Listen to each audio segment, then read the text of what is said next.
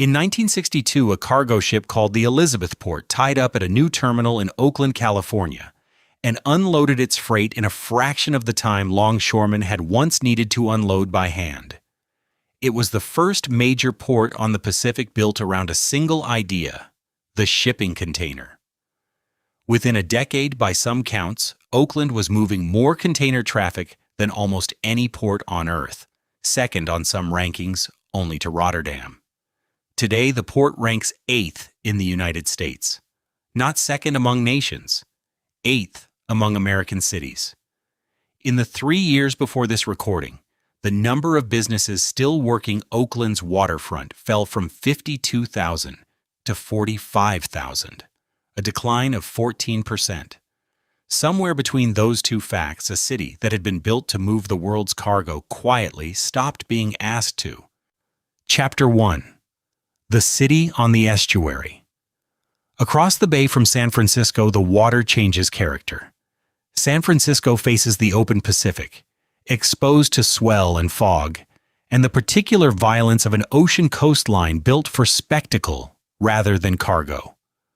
Oakland faces inward toward a long tidal estuary tucked behind a spit of land where the wind loses its teeth and the water goes flat. It is not a bay in the postcard sense. It is a channel, several miles long, shielded on every side, the kind of anchorage a ship's captain in the 19th century would recognize on sight. Deep water close to shore. Without the chop that made unloading a small boat off San Francisco's open waterfront its own kind of hazard, the estuary did not announce itself. It simply worked. The land behind it was flatter than almost anything else in a region built on hills.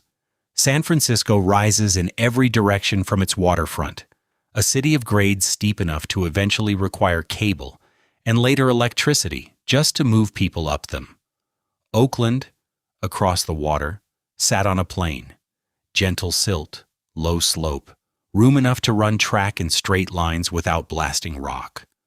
A grove of live oaks once stood scattered across that plain, broad and old, visible from the bay, long before anyone had reason to build there. Spanish surveyors had used those same oaks decades earlier as boundary markers, fixing property lines to individual trees the way surveyors elsewhere fixed them to rivers or stone cairns.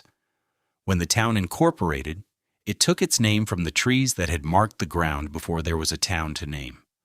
San Francisco in those years had the harbor everyone already knew about. It had the fame. It had the gold pouring down from the Sierra foothills and the ships arriving by the hundred to carry it away.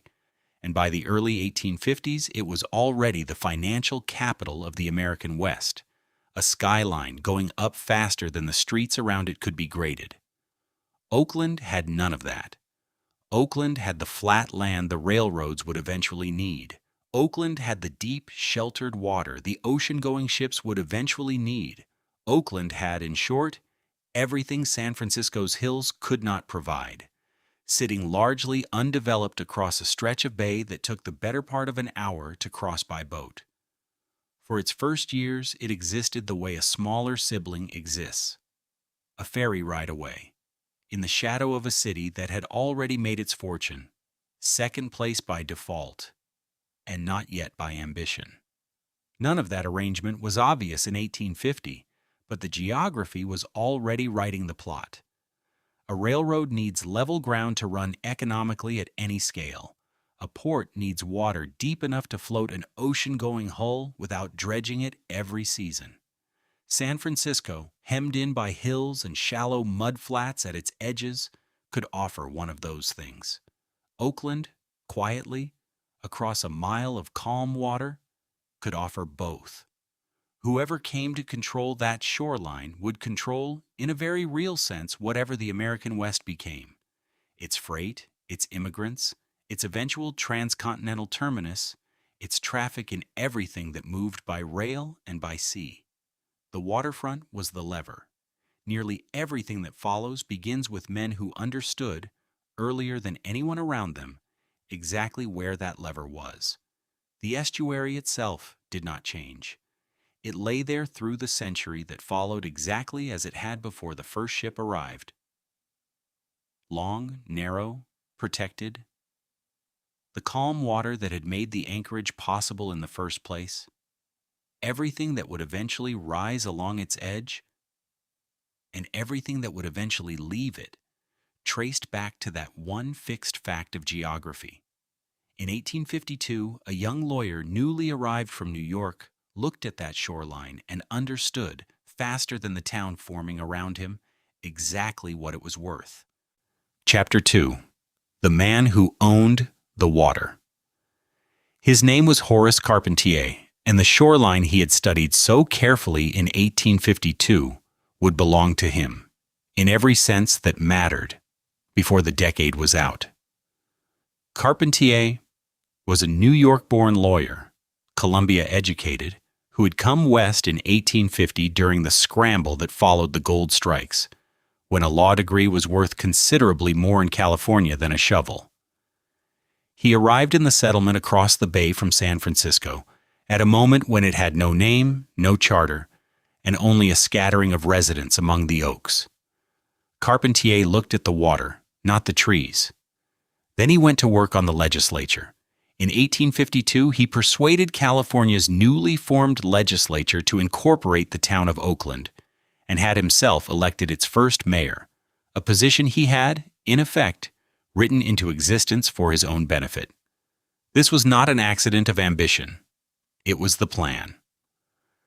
Within days of incorporation, the town's trustees passed an ordinance handing Carpentier private control of the entire Oakland waterfront for 37 years. In exchange, the town received a few small wharves and a schoolhouse. Not a fair trade, not a defensible one, an ordinance that courts would still be untangling a generation later. It was one of the great land grabs of the American West, and it tied the shoreline of an entire city to the ambition of one man for nearly 4 decades. Carpentier did not build an empire on that waterfront right away. He held it, the way a man holds a deed he knows will someday be worth more than the town around it. He was right. By 1868, the Central Pacific Railroad was pushing its line toward the Pacific, and its owners, the 4 men Californians had already taken to calling the Big Four, Charles Crocker, Leland Stanford, Collis Huntington, Mark Hopkins, needed a terminus. San Francisco offered none, a peninsula city hemmed by hills and open water with no room to lay track down to a deep water edge.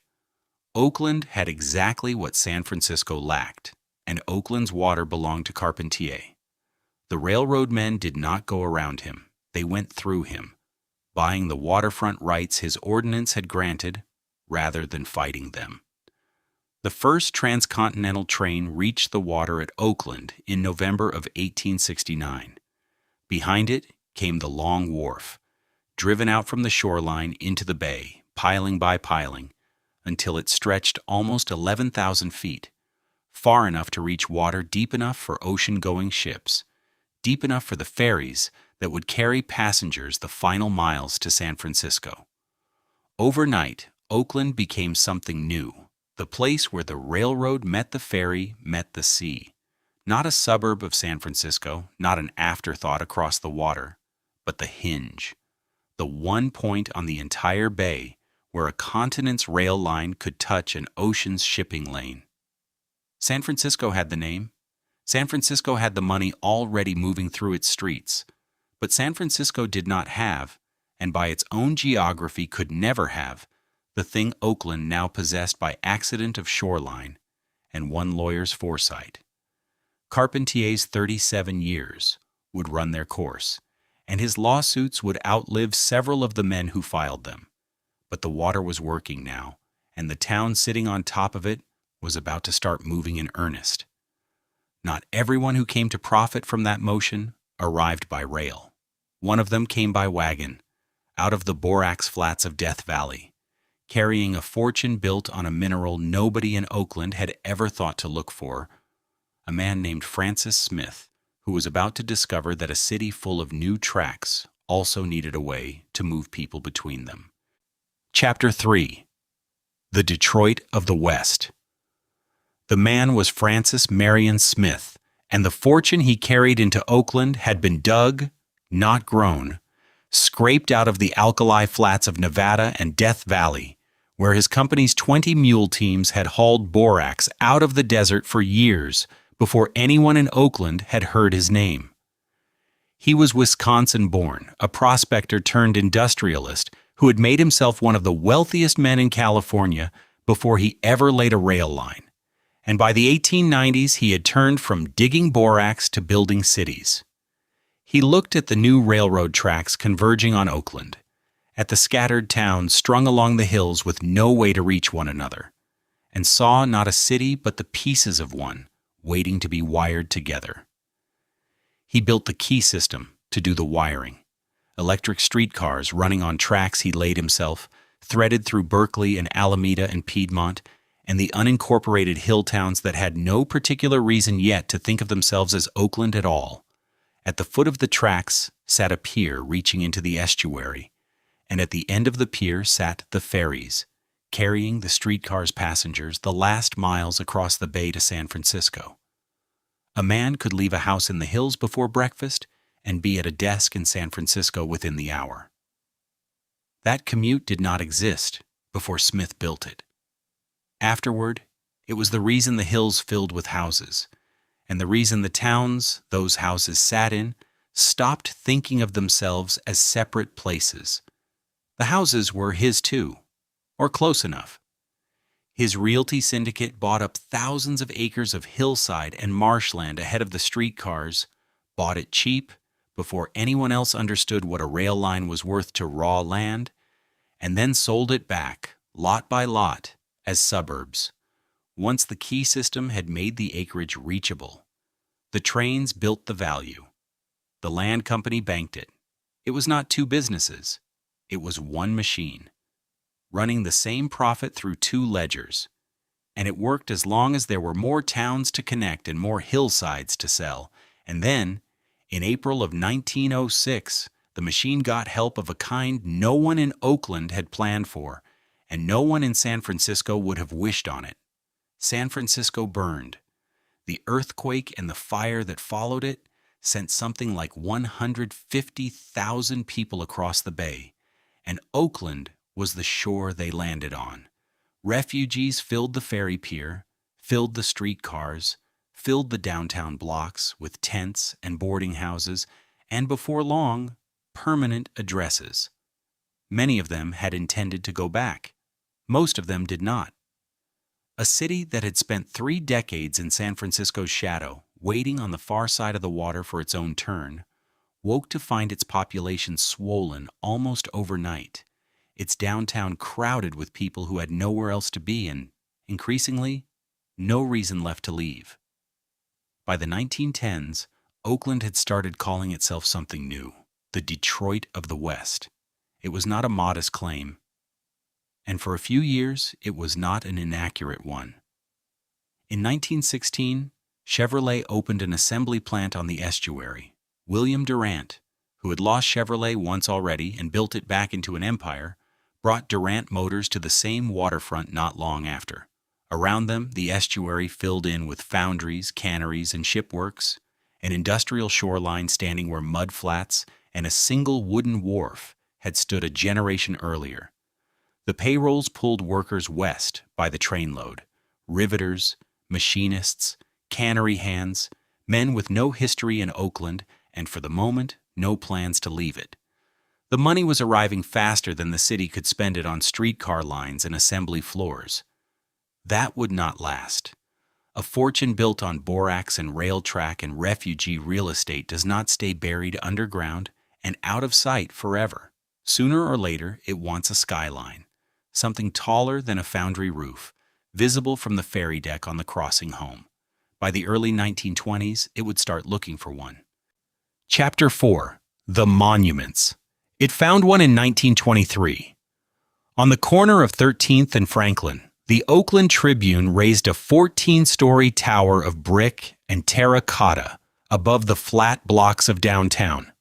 Renaissance in its lower arcades, Gothic in the spire above. A 4-faced clock lit at night so that a ship coming in past the key system pier could read the hour from the water. Architect Edward T. Foulkes gave publisher Joseph Noland exactly what a newspaper wants from a building: a claim staked in stone, visible for miles, impossible to ignore. Within a few years, it was simply the Tribune Tower, no further explanation required, the closest thing the city had to a signature. And the paper printed under it never let a reader forget whose name was on the clock. It was not alone for long. In 1928, the Fox Oakland opened on Telegraph Avenue, a picture palace built by Weeks and Day in the exotic, borrowed empire style the chain favored in half a dozen cities, all minarets and gilt and seating for thousands under a single roof, the kind of building that made an evening at the movies feel like an occasion rather than an errand. 3 years after that, in 1931, Timothy Pfluger's Paramount Theater opened on Broadway, an Art Deco fantasy of glazed terracotta and a lobby lit like a fever dream. And at its opening, the largest multi-purpose theater on the entire West Coast. Not one movie palace, but two. Not one architectural language, but three. Not simply a downtown, but a downtown built to be looked at. From a ship, from a streetcar, from the deck of a ferry crossing the bay at dusk. Renaissance and Gothic on 13th Street. Exotic Revival on Telegraph. Art Deco on Broadway. Oakland, a generation removed from the refugee camps of 1906, had built itself a skyline in 3 distinct architectural languages within 8 years. The estuary that had made all of it possible had not gone anywhere. Carpentier's terminus, Smith's rail lines, the wharves that had loaded borax and shipped automobiles by the trainload. That same waterfront had raised, as a boy, a writer named Jack London, who worked the oyster beds and the canneries and the rough saloons along the Oakland estuary long before the writing paid, and then paid better than almost any other writers in the country. The estuary that fed the factories fed the myth as well. The self-made man rising out of tidal mud into print, into money, into the same upward momentum the towers now advertised in brick and terracotta above the same waterline he had once worked as a boy. Picture Broadway at 14th Street on an evening in 1930. The Tribune clock glows amber over the rooftops to the east, readable from 3 blocks off. The Paramount's marquee runs the length of the block, throwing red and gold light onto wet pavement, already forming a line beneath it. Key system streetcars slow at the corner, trolley poles sparking faintly against the overhead wire, discharging men in good hats and women in cloche coats onto a sidewalk that smells of rain and roasted peanuts and exhaust. Somewhere north on Telegraph, the Fox is doing the same business in its own borrowed splendor. It is a working city's evening out, purchased with wages from the canneries and the auto plants and the rail yards, and for those few blocks and those few hours, Oakland looks exactly like what its industrialists had spent 3 decades insisting it would become. None of it would hold its shape for long. The towers were finished. The city that had built them was not yet a city of shipyards running around the clock through the night, not yet a city remade by an arsenal nobody in that crowd on Broadway could have named. That city was still 11 years away, waiting on a war none of them could see coming. Chapter 5. The Arsenal. December arrived in 1941, and it came for Oakland the way it came for most of the country, as a single sentence on the radio that changed the arithmetic of a city overnight.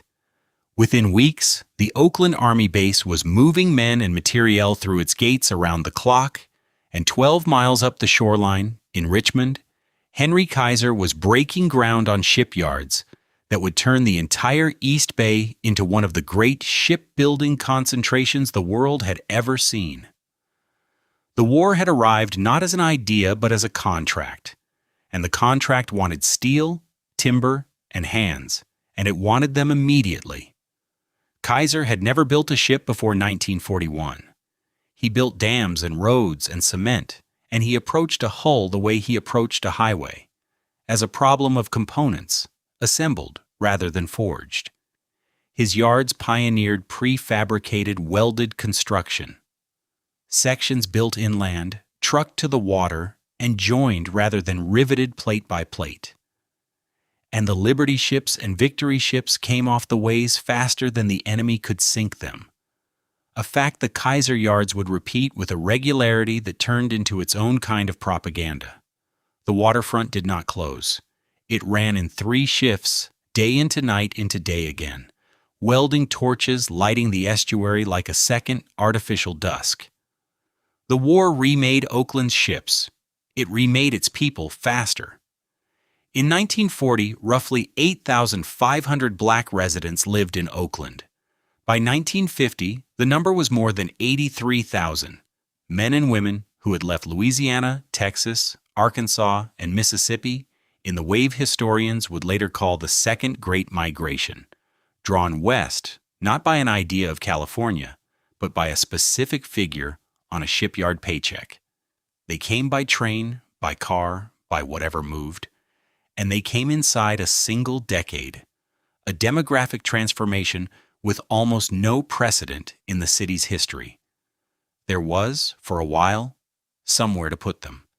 The federal government threw up more than 30,000 units of public housing across the East Bay in those years, filling them with something like 90,000 war workers and their families. The housing was built fast, built cheap, and built with an understanding on paper, if nowhere else, that it was temporary. Barrack-style structures meant to last exactly as long as the war that justified them, no longer. By 1950, Oakland stood at its industrial peak, its population near 385,000, a number the city had never reached before and would never reach again.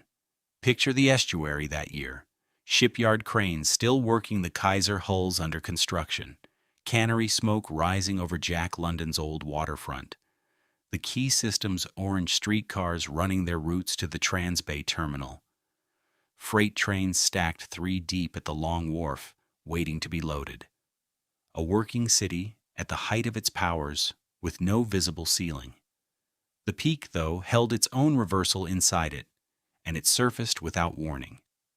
The wages that had pulled 80,000 people west were war wages, paid out of war contracts, and when the war ended in 1945, the contracts simply stopped. The Kaiser yards had no peacetime hulls waiting. They wound down almost as fast as they had risen, shift by shift, crane by crane, and the people the shipyards had drawn to fill them, many of them black families with no home left in the Deep South to return to, were the first to discover that the economy built to hold them was already closing around them. In 1950, with the estuary still glinting and the census still climbing, no one in Oakland yet understood how much of what they were looking at had already ended. What was coming next would not arrive by ship or by contract. It would arrive on a map. In the lines, a handful of federal appraisers had already begun drawing across the city, and in the roads, state engineers were already beginning to plan. Chapter 6. The Cut. The maps came first. Through the early 1940s, federal appraisers working for the Homeowners Loan Corporation walked the blocks of West Oakland, the oldest black neighborhood in the city, home since the Pullman era to porters and cooks and machinists who had built the wartime economy with their hands, and drew a boundary around it in red. Hazardous, the appraisers wrote. Not because the houses were unsound, because the people inside them were black, and the appraiser's instructions treated that fact as a credit risk in itself. The color went onto the map, and the map went into every bank in the region for the next generation. A war wage, however steady, could not be turned into a mortgage in a district marked red. It could not become a house. It could not become an inheritance. Every other kind of family in Oakland in those years was converting its overtime pay into a down payment on a tract home in San Leandro or Castro Valley, building the one asset that compounds. West Oakland's families kept renting the same blocks their grandparents had rented, and the roads the engineers were drawing across the city would decide before the decade was out what was left of those blocks to rent. The road came in 1957. the state drove the Cypress Street Viaduct. 2 decks of concrete stacked one atop the other, running for the better part of a mile, directly through the center of West Oakland, part of a new interstate system that needed to connect the Bay Bridge approach to the roads running south. Nobody asked the neighborhood. The freeway walled off 7th Street, which had been, for 2 decades, the liveliest black commercial strip on the West Coast, the kind of place people meant when they called it the Harlem of the West. It cut straight through jazz clubs, churches, and small businesses that had taken a generation to build, and it did it at the scale only a modern state can manage. Condemning homes by the block, rerouting the streets that survived into dead ends against a concrete wall. Remember the shape of it. A mile of double-decked highway sitting on top of a neighborhood instead of beside it. And then, very quietly, the machines left. Not all at once, and not with any single announcement large enough to make the newspapers treat it as one story. Through the 1950s, the shipyards that had built Liberty ships by the hundred wound down their payrolls year by year. The canneries that had run 3 shifts during the war cut back to 1, then closed their doors. The automobile plants that had once earned Oakland the name Detroit of the West, the same plants that had drawn a wave of workers north and west during the Great Migration, shut their gates one by one. The white families who had held the better-paying jobs in those plants followed the work out to the new subdivisions of the East Bay, and they took something with them that never showed up in any headline: the property tax base. Downtown Oakland, its department stores still lit at night, its office towers still occupied, looked prosperous enough from the street. The ledger underneath it was already changing. Then in 1962, even as the city was steadily losing the industries that had built it, the Port of Oakland made the boldest bet in the state. The container ship Elizabethport tied up at a purpose-built terminal on the estuary and inaugurated regular container service on the Pacific coast. Not an experiment, a commitment, poured in concrete and steel cranes before any competing port had matched it. Oakland became the first major harbor on the West Coast built around the steel box rather than the loose cargo hold, and for a few years, the estuary handled container tonnage that put it among the busiest ports on Earth. The estimates vary, and no ranking here is precise enough to state as fact. The bet paid off. It paid off for the waterfront. It did nothing for 7th Street, walled off under its new concrete roof, or for the young men coming of age in a city where the factory jobs their fathers had held were gone, and the port jobs required a hiring hall connection few of them had. Oakland's unemployment, in the neighborhoods behind the freeway, was about to produce something the container terminal had never anticipated. Chapter 7. The Panthers and the Underground. It did nothing for 7th Street and nothing for the men outside union halls with cards and no work to show for them. What the container terminal had never anticipated arrived in October 1966, 4 miles inland on the campus of Merritt College. 2 students, Huey Newton and Bobby Seale, sat down and wrote a 10-point platform and called what they had written the Black Panther Party for self-defense. It was not an accident of timing. It came directly out of the city's decline, out of a labor market that had stopped hiring the people the freeways had sealed behind concrete, and out of a police department that patrolled those same sealed neighborhoods less like a civic institution than an occupying force. The Panthers armed themselves openly, and that image is the one that survived in the newsreels. But the organization the 2 students built in Oakland ran on something quieter than the rifles. The Free Breakfast for Children program began in a West Oakland church basement in January 1969, and within a year it was setting out plates of eggs and grits and toast for thousands of children each morning before they walked to school, hungry no longer. It ran health clinics that screened for sickle cell anemia when the city's hospitals had not thought to look. It ran legal aid desks for tenants whose landlords had stopped answering letters. It ran ambulance escorts for elderly residents who no longer trusted the police to come when called. For a few years, in the neighborhoods the rest of the city had written off, the Panthers were the closest thing to a government those streets had. By the late 1970s, the tide the port had ridden was turning against it. The container ships being built now were larger than the ones that had first sailed through the Golden Gate, and they wanted what the shallow, tide-locked channels of San Francisco Bay could not give them: deep water and mile after mile of open backland to stack the boxes. Los Angeles and Long Beach had both. Oakland had a channel that needed constant dredging and a shoreline hemmed in by the city itself.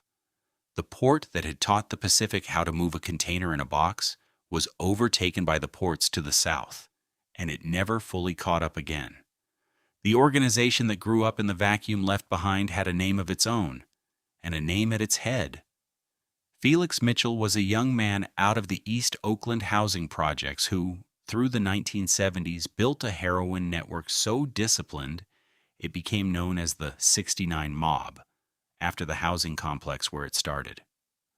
By the early 1980s, Mitchell's organization was moving an estimated $1 million a month in heroin through East Oakland alone, run with the order, lookouts, runners, enforcers, territory lines, of a legitimate distribution company.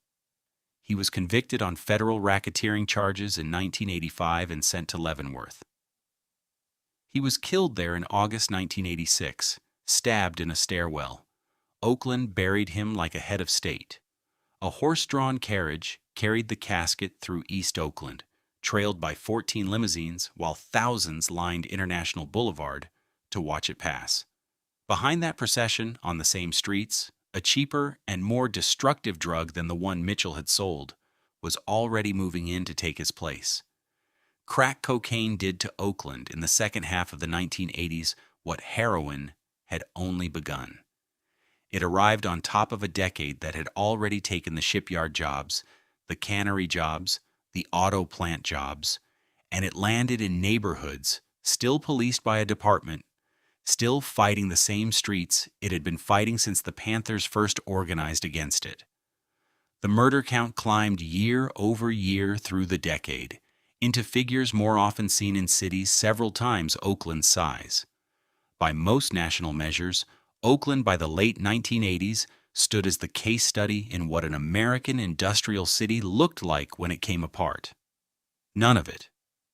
Not Newton and Seal on Merritt's campus, not the breakfast tables, not the port slipping south, not Mitchell's 14 limousines, had touched the one structure still standing over West Oakland exactly as it had been poured in 1957, a double-deck slab of freeway concrete carrying tens of thousands of cars a day above a neighborhood that had never been asked whether it wanted a highway on stilts over its rooftops.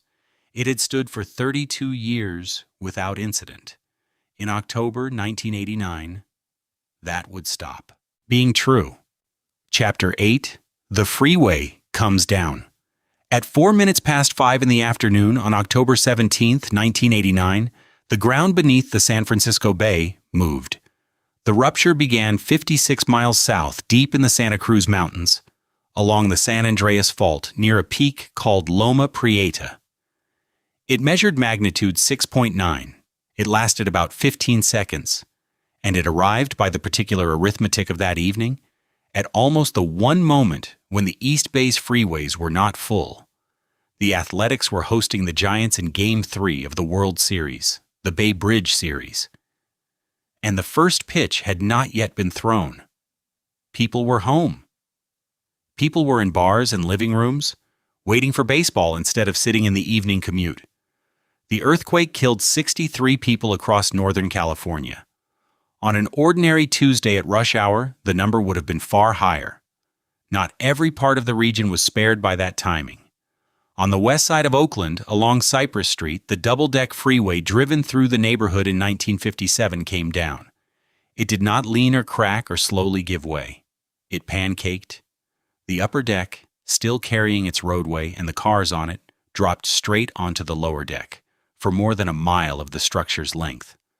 The columns beneath it, built to a code that had never accounted for ground motion of this kind on soil, this soft, failed one after another, and the two decks that had carried traffic over the neighborhood for 32 years became, in under 20 seconds, a single collapsed slab. 42 people died on the Cypress. It was the deadliest single site of the entire earthquake. More than 2/3 of the region's dead, concentrated on 1 mile of one road. In the one part of Oakland, the freeway had been built to pass over rather than through. The people who reached the wreckage first were not firefighters. They were not police. They were not the National Guard units that would arrive hours later. They were residents of West Oakland, the same neighborhood the freeway had split in half 32 years earlier, the same blocks it had shadowed and depressed and walled off with concrete. They came out of houses half a block away. They came out of the auto shops and lumber yards lining the frontage road beneath the structure. They brought ladders off the sides of buildings and forklifts driven straight out of loading docks. And they climbed onto the collapsed freeway before the first fire engine arrived, working the gap between the two decks by hand, pulling out whoever they could reach, because they were already there, and no one else was yet. The ruin stood through the winter before crews finished tearing it down. Caltrans did not rebuild the Cypress where it had stood. The replacement freeway was routed west of the neighborhood along the rail corridor at the edge of West Oakland, and Cypress Street itself came back as a street. At ground level, under open sky, for the first time in 32 years, the old right-of-way, the strip of land the double-deck structure had occupied since 1957, was cleared, graded, and planted. It reopened in 2005 as Mandela Parkway, a 1.25 miles of landscaped boulevard with a tree-lined median running down its center, where the columns had once stood in rows holding up the deck above. The neighborhood the freeway had severed did not come back with it. The jobs did not come back with the trees. Through the earthquake and the demolition and the decade that turned Cypress Street back into a boulevard, the Port of Oakland kept working. Ships still came into the estuary. Containers still moved off the docks onto trains and trucks headed east. But the port worked now, as it had since the 1970s, in someone else's shadow. A major container gateway, one of the busier ones on the West Coast, and by every measure the junior partner to Los Angeles and Long Beach, ranked around 8th among American ports rather than first. The cranes on the waterfront rose taller than anything in downtown Oakland, orange against the sky at all hours, moving a fraction of what the city had once imagined they would. Something else was leaving West Oakland too, more quietly than a freeway ever could, and it would take another 3 decades for the city to finish counting what it had lost. Chapter 9. What Remains. The 21st century did not take Oakland with a wrecking ball. It took the city the way water takes a foundation, slowly, from underneath, until the structure that looked intact from the street was already hollow.